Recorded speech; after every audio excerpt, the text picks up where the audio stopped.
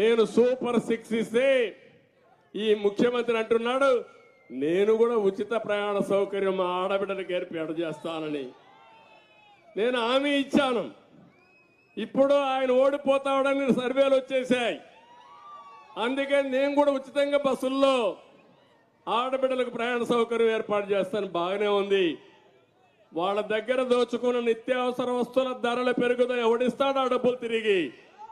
Current ఛార్జీలు దోపిడీ చేశారు. ఎవరిస్తారు ఆ డబ్బులు తిరిగి? పన్నులు పెంచి విపరీతంగా చేశారు. ఎవరిస్తారు ఆ డబ్బులు? ఇసుకలో దందా చేశావు. ఆ డబ్బులు తిరిగి ఎవరిస్తారు? మద్యాన్ని అమ్ముకొని వాళ్ళ జీవితాలు నాశనం చేశావు. ఇవన్నీ క్షమించరాని నేరాలని చెప్పి కూడా నేను మీకు తెలియజేస్తున్నా. అందుకే నేను ఒక మాట అన్నాను, మార్చవలసింది ఎమ్మెల్యేలు కాదు, మార్చవలసింది